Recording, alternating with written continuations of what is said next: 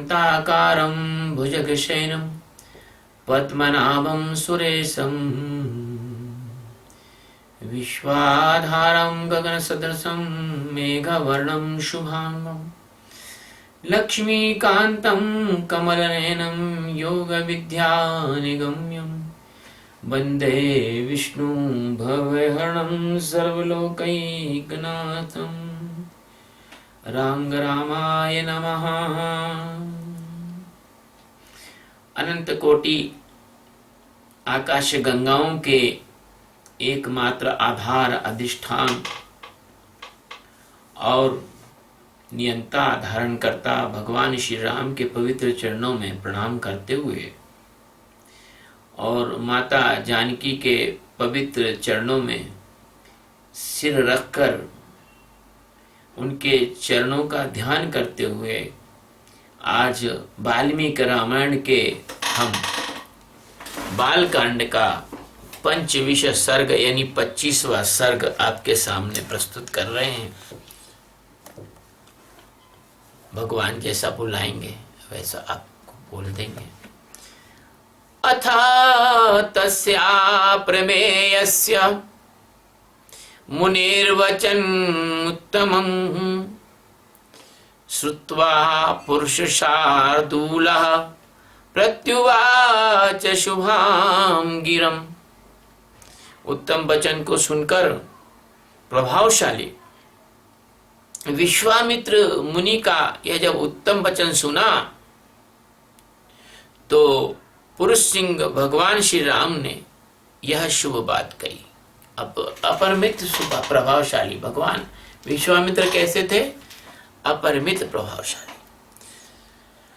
अल्पवीर्यः यदा यक्षि श्रूयते मुनिपुंगवः कथं नागसहस्रस्य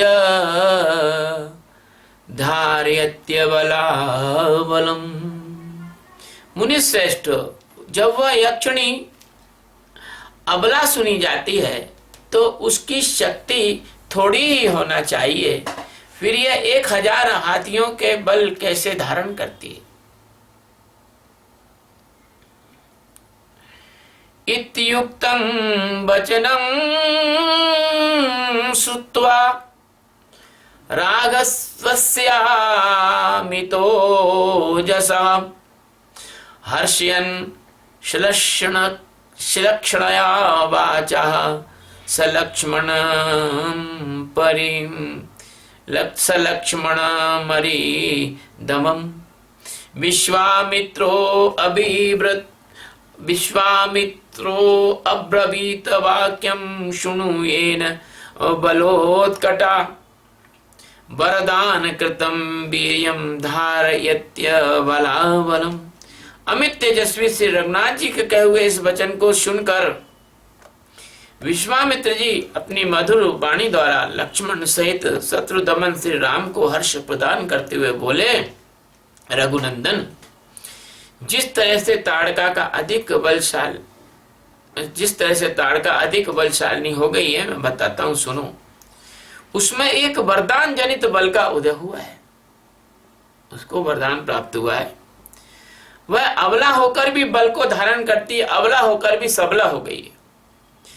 पूर्वमासीन महायक्षः सुकेतुर्नाम वीर्यवान् अनपथ्यः शुभाचारः सचते पे महत्तपः। पूर्व काल की बात है, सुकेतु नाम से एक प्रसिद्ध महान यक्ष थे। वे बड़े पराक्रमी सदाचारी थे, परंतु उनको कोई संतान नहीं थी, इसलिए उन्होंने बड़ी भारी तपस्या की। पितामहस्तु सुप्रीतस्तस्य यक्षपतेस्तदा कन्या रत्नं ददौ राम ताटका नामतः। श्री राम यक्षराज सुकेतु की उस तपस्या से प्रसन्न होकर ब्रह्मा जी प्रकट हुए और उन्होंने वरदान देकर सुकेतु को एक कन्या रत्न प्रदान किया जिसका नाम ताटका था। ददो नाग सहस्रस्य बलम चास्याः पितामहः चत्वेव पुत्रं यक्षाय ददो चासो महायशः। ब्रह्मा जी ने ही उस कन्या को 1000 हाथियों का के समान बल दिया, परंतु उन यशस्वी पितामह ने उस यक्ष को पुत्र नहीं दिया। इसके संकल्प के अनुसार पुत्र प्राप्त हो जाने पर उसके द्वारा जनता का अत्यधिक उत्पीड़न होता है, यह सोचकर ब्रह्मा जी ने उसको पुत्र नहीं दिया। ताम तु बलाम विवर्धन्तीम रूप यौवन शालिनीम जम्भपुत्राय सुंदाय ददो भार्या यशस्विनीम। धीरे धीरे वह यक्ष बालिका बढ़ने लगी और बढ़कर रूप यौवन को सुशोभित होने लगी। उस अवस्था में सुकेतु ने अपनी उस यशस्विनी कन्या को जम्भपुत्र सुंद के हाथ में उसकी पत्नी के रूप में दे दिया। कस्यचित्तत्वथा कालस्य यक्षी पुत्रं व्यजानत मारीचम नाम दुर्घर्षम यः शापाद राक्षसो अभवत्। कुछ काल के बाद उस यक्षी ताटका ने मारीच नामक एक दुर्जय पुत्र को जन्म दिया जो अगस्त मुनि के श्राप से राक्षस हो गया। सुनते तु निहते राम अगस्त मृष सप्तमं ताटका सा पुत्रेण प्रघर्षयितुमिच्छति। श्री राम अगस्त ने ही श्राप देकर ताटका के पति सुंद को भी मार डाला। उसके मारे जाने पर ताटका पुत्र सहित जाकर मुनिवर अगस्त को भी मौत के घाट उतारने का मनोरथ करने लगी, इच्छा करने लगी। भक्षार्थम जात संरंभः गर्जन्ति साभ्य धावत आपतन्तीं तु तां दृष्ट्वा अगस्तो भगवान् मृषि राक्षसत्वं भजस्वेति मारीचम व्याजहारस। वह कुपित हो मुनि को खा जाने के लिए गर्जना करते हुए दौड़ी।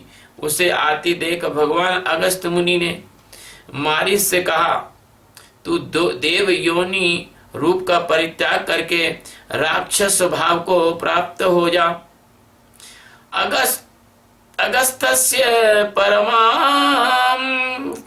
परमां रशस्ताटकामपि सप्तवान्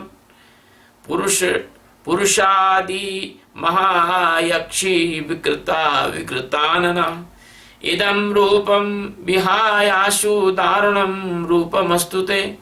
फिर अत्यंत अमर्ष से भरे हुए ऋषि ने ताड़का को भी श्राप दे दिया कि तू विकराल मुख वाली नरभक्षिणी राक्षसी हो जा। तू है तो महायक्षी, परंतु अब शीघ्र ही इस रूप को त्याग कर तेरा भयंकर रूप हो जाए। ऐसा होता है ज्ञानियों का कोई अनादर करे, ज्ञानियों को कोई परेशान करे तो कहते हैं कि अतिशय रगड़ करे जो कोई अनल प्रगट चंदन से हुई। ज्यादा अगर किसी ज्ञानी को परेशान करोगे तो उसकी तपस्या के बल से वह आपको श्राप दे देता है, लेकिन वास्तव में तपस्या करने से अच्छा है कि ध्यान करो, क्योंकि तपस्या करने से जो शक्तियां आती हैं उसको संभालना बहुत कठिन होता है। मैं ये नहीं कह रहा हूं कि अगस्त ऋषि ने नहीं संभाला, लेकिन वो जब अति करोगे तो फिर तो अपनी आत्मरक्षा के लिए कोई भी अपनी शक्ति का प्रयोग करेगा। शेषाम शापकृतामर्षाम ताटका क्रोध मूर्छिता देशमुत्सादयत्येन मगत्साचरितम शुभम। इस प्रकार श्राप मिलने के बाद ताड़का का अमर्ष और बढ़ गया। अमर्ष यानी रिवेंजफुलनेस, यानी बदला लेने की भावना। वह क्रोध से मूर्छित हो उठी। उन दिनों अगस्त जहां रहते थे उस सुंदर देश को वो उजाड़ने लगी। एनाम राघव दुर्वृत्ताम यक्षी परम दारुणाम गो ब्राह्मण हितार्थाय जहि दुष्ट पराक्रमाम। रघुनंदन, तुम गौ और ब्राह्मणों का हित करने के लिए दुष्ट पराक्रम वाली इस भयंकर दुराचारणी यक्षी का वध कर डालो। देख लो, कौन कहता है कि स्त्री पर हाथ नहीं उठाना चाहिए? अगर स्त्री इस तरह की राक्षसी हो जाए तो उसका वध करना चाहिए। भगवान राम ने इस वाल्मीकि रामायण में बताया है ना। और इसी तरह के जो स्त्रियां हैं उन्हीं के लिए शायद तुलसीदास जी ने कहा होगा कि ढोलगा मार शूद्र पशु नारी, है ना।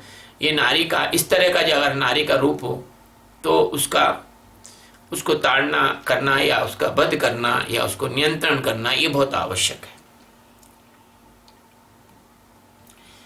न यो न शाप संतुष्टम कश्चिद तुत्सहते पुमान निहंतुम त्रिषु लोकेषु त्वामृतो रघुनंदन।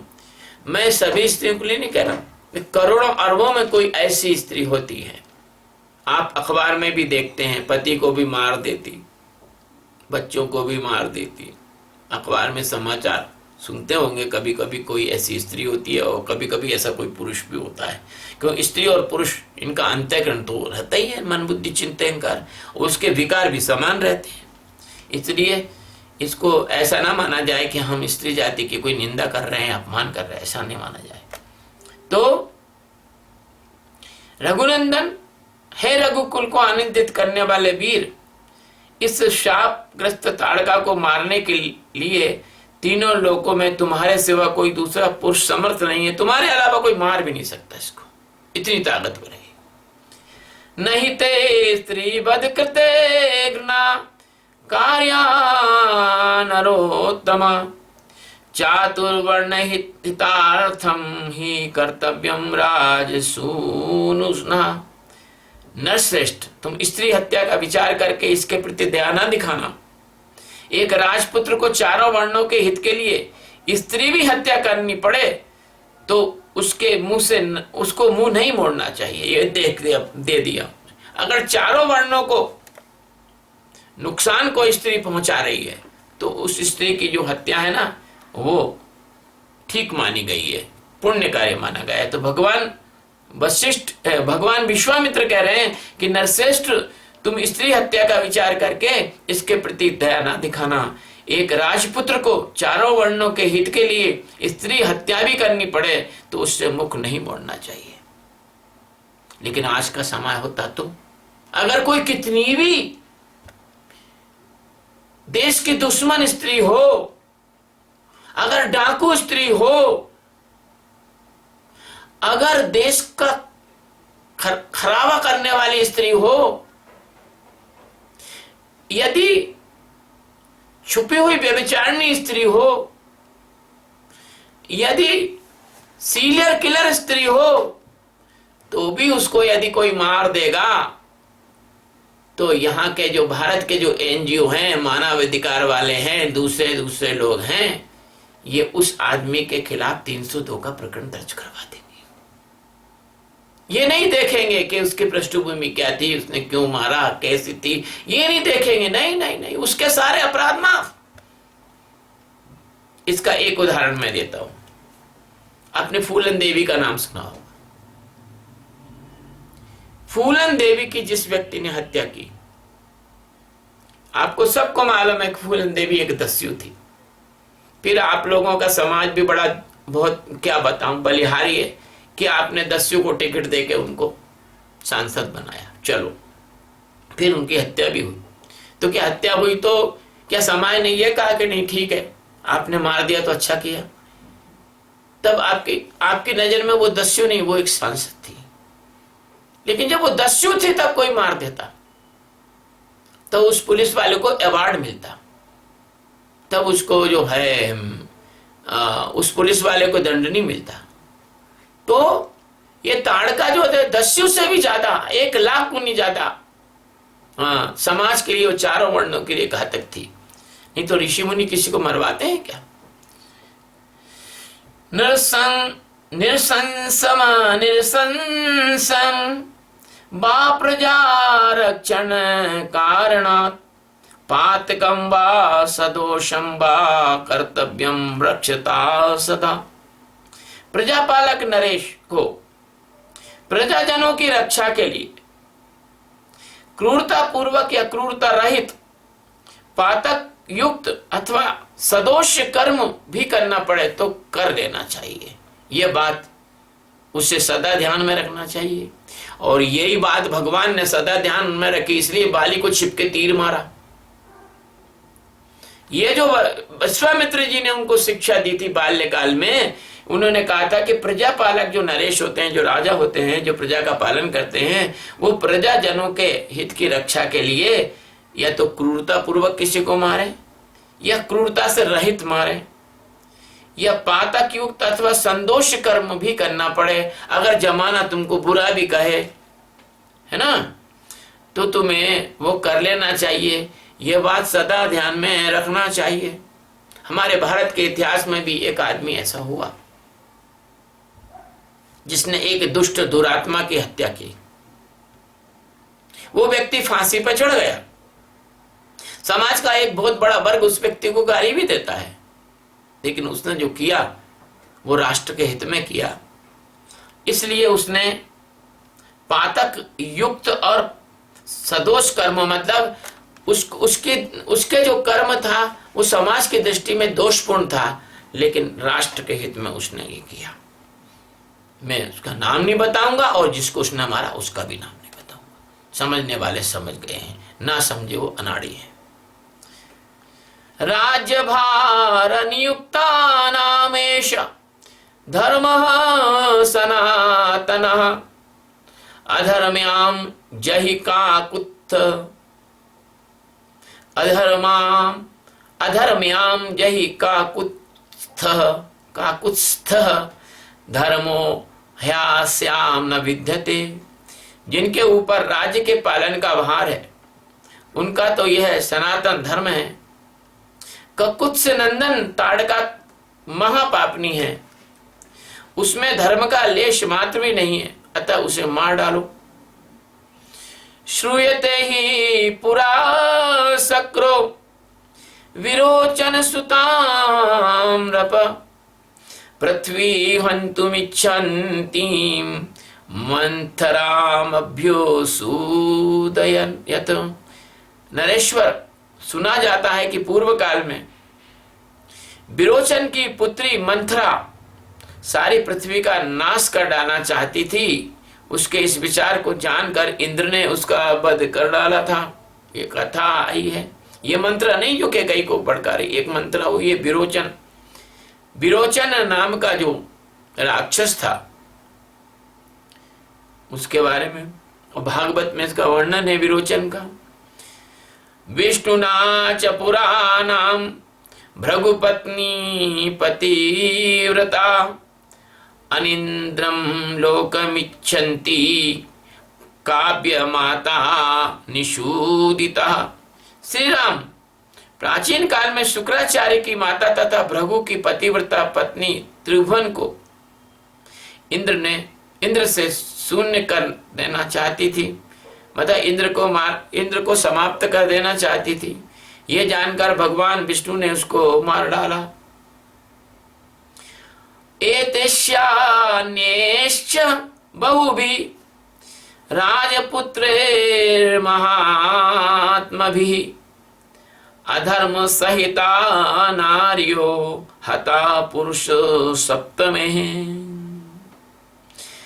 तस्मादेनाघृणां त्यक्त्वा जहि मच्छासनान् नृपः। इन्होंने तथा अन्य बहुत से महामनस्वी पुरुष प्रवर राजकुमारों ने पाप चारणी स्त्रियों का वध किया है। नरेश्वर, तुम भी मेरी आज्ञा से दया अथवा घृणा को त्याग कर इस राक्षसी को मार डालो। अब भैया ये तो गुरु सीधे भी कह सकते थे कि भाई मार डालो, वो गुरु, और श्री राम मार भी देते, लेकिन गुरु ने इतने सारे उदाहरण इसलिए बताए विश्वामित्र जी ने, क्योंकि वो बाद में चक्रवर्ती सम्राट बनने वाले हैं, तो उनको सारे तर्क भी मालूम होना चाहिए, पूरा उचित जो जिसको कहते हैं अंग्रेजी में जस्टिफिकेशन, वो भी पता होना चाहिए।